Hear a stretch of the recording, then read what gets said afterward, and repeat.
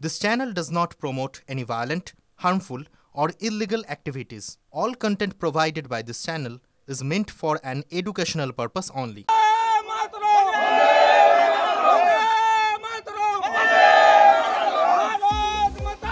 একদিন আগেই সৌমিন্দ অধিকারীর সংসদীয় এলাকা ভূপতিনগর কুঞ্জপাড়া সমবায় কৃষি উন্নয়ন সমিতিতে উড়েছে গেরুয়া পতাকা। তৃণমূলকে দুর্মুষ করে জয় ছিনিয়ে নিয়েছে পদ্ম সমর্থিত প্রার্থীরা। জয়ের খবর পেতেই উল্লাসে ফেটে পড়েন বিজেপি কর্মীরা। ঠিক ২৪ ঘন্টার মধ্যেই সেই পূর্ব মেদিনীপুরেই অন্য আর এক সমিতিতে বড় হার হল বিজেপির। নন্দীগ্রামের আমরাতলা সমবায় কৃষি উন্নয়ন সমিতি লিমিটেডের এদিন ভোট গ্রহণ ছিল। এই সমবায়ের মোট মূল পরিচালন কমিটির সদস্য সংখ্যা ১০ জন। সমিতির মোট আসন সংখ্যা ৬০। ভোটে প্রতিদ্বন্দ্বিতা করেন ১৩৮ জন প্রার্থী। বিজেপি সমর্থিত ৬০ জন প্রার্থীকে লড়াইয়ের ময়দানে নামতে দেখা যায়। অন্যদিকে তৃণমূল সমর্থিত প্রার্থীদের সংখ্যা ছিল ৫৯। সিপিএম এর প্রার্থী ছিল ১৯ জন। সকাল থেকেই টান টান উত্তেজনার মধ্যে চলে ভোট গ্রহণ। ফলাফল সামনে আসতেই দেখা যায় ৬০ আসনের মধ্যে মোট ৪২টি আসন পেয়েছে বিজেপি। তৃণমূল সমর্থিত প্রার্থীরা পেয়েছে ১৮টি আসন।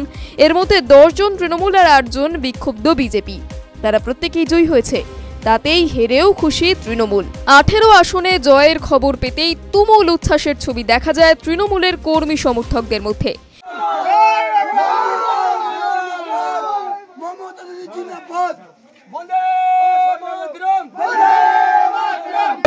তৃণমূল কংগ্রেস আজকের যা জয়লাভ পেয়েছে এটা মনে করব 80% কি 90% এরা শক্তি পেয়েছে। কেন পেয়েছে? এখানে বিজেপির 4-5 এই যে নির্বাচন হয়েছে 5টার বুথের উপরে 6টা বুথের উপরে 5টা বুথ তাদের জয়লাভ করেছে। তারা প্রত্যেকটা জিততো। কিন্তু আমাদের মতো কয়েকজন ব্যক্তি এসে ওদেরকে দূরে ফেলে দিয়ে তৃণমূলের হাত ধরে যে জয়লাভটা করেছে 20টা আজকের রেলিঘাট জিতেছে, তাতে আমি মনে করি আগামী দিনের ওনাদের এই এত লাফালাফি এত উৎসাহিত হওয়ার কোনো কারণ নেই। কেন? আমাদের যে কটা ক্যান্ডিডেট হেরেছে 2-3টে ভোটে হেরেছে। অতএব ভোটের হিসাবে দেখতে গেলে ওনারা 95 পরাজিত হয়েছে।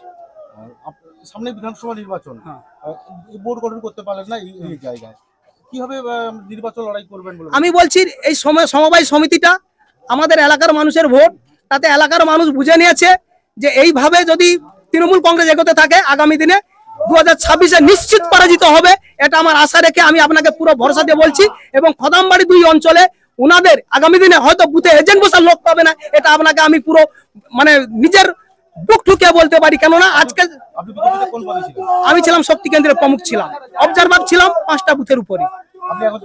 আমি এখন বর্তমান এই সমবায় সমিতিকে নিয়ে আমি তৃণমূলে যোগ দিয়ে আমি জয়লাভ করেছি।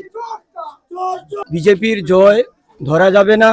এই কারণে বিজেপি এখানে পঞ্চায়েত প্রধান থেকে তারা মাটি কামড়ে পড়েছিল, অর্থনৈতিক বাইরে থেকে বহিরাগত তাণ্ডব চালিয়েছে। সেই জায়গায় আমাদের ভালো ভালো প্রার্থীকে উদ্ধার করে নিতে হয়েছে। তবু আমরা লড়াই দিয়ে আমরা 20টা সিটে জিতেছি। যারা অত পয়সা দিয়ে জিতেছে এই জিতটা বিজেপির সমর্থন করা যাবে না, এটা আমি মানব না। আগামী দিনে বিধানসভা নির্বাচন রয়েছে, কতটা শক্তি সঞ্চয় করছেন? এই মুহূর্তে আমরা বিজেপি থেকে আমাদের সঙ্গে ভোটে প্রতিদ্বন্দ্বিতা করছিল 10 থেকে 15 জন আমাদের সঙ্গে প্রতিদ্বন্দ্বিতা করেছিল।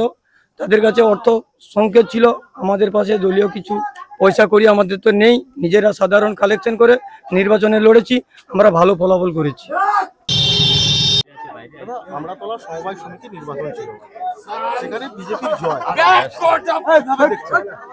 এ তো জয় প্রত্যাশিত জয় ছিল। এ জয় যেদিন প্রধানমন্ত্রী অপারেশন সিঁদুর লঞ্চ করেছে সেদিন থেকে গোটা ভারতবর্ষের হিন্দুরা বুঝে গেছে যে দেশকে রক্ষা করতে হলে সমস্ত হিন্দুকে এক জায়গায় হতে হবে।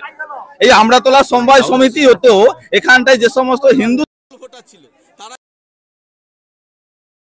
ভোটার তো ছিলই, সঙ্গে তৃণমূলের হিন্দু ভোটারও আমাদের ভোট দিয়েছে। তাই আমাদের এই ব্যাপক জয়টা এখানটায় নয়,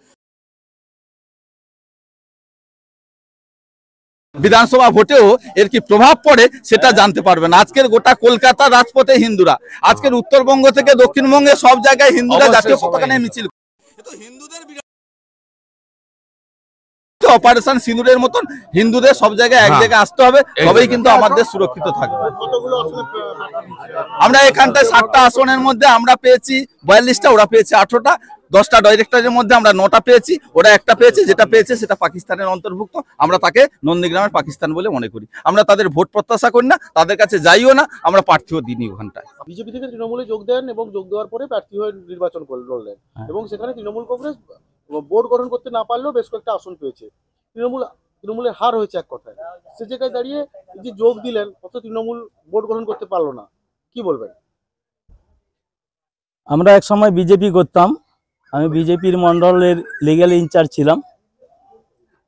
তো বিজেপির এখানে গ্রাম পঞ্চায়েত পঞ্চায়েত সমিতি থাকা সত্ত্বেও আমরা সমবায় সমিতির নির্বাচনে লড়াই দিয়েছি এবং যেখানে তৃণমূল একটাও সিট পেত না, যেখানে গ্রাম পঞ্চায়েত পঞ্চায়েত সমিতি থাকার ফলে আমরা আসার ফলে এখানে 22টা সিট আসন পেয়েছে এবং আগামী দিনে টোটাল সমিতিটাকে দখল করতে পারবে।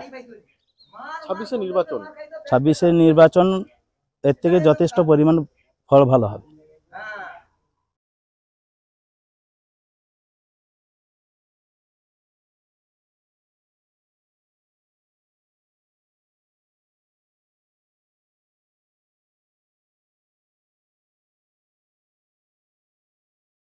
ক্লাস 10 ও ক্লাস 12 এর পরীক্ষা শেষ, রেজাল্ট আউট। এরপর কি পড়বেন, কোথায় পড়বেন, সুযোগ সন্ধান এখন হাতের মুঠোয়। TV9 বাংলা এডুকেশন এক্সপো 2025, কলকাতার সবচেয়ে বড় এডুকেশন এক্সপো।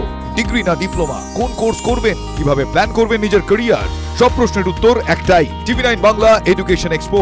একই ছাদের তলায় থাকছে নামকরা সব ইঞ্জিনিয়ারিং কলেজ, বিশ্ববিদ্যালয়, মেডিকেল ও management institution. TV9 Bangla education expo 2025, 31শে মে ও 1 জুন বোস ইনস্টিটিউটে, কলেজ মোড়, সেক্টর 5, সকাল 10টা থেকে সন্ধ্যে 7টা পর্যন্ত। এন্ট্রি একেবারে ফ্রি।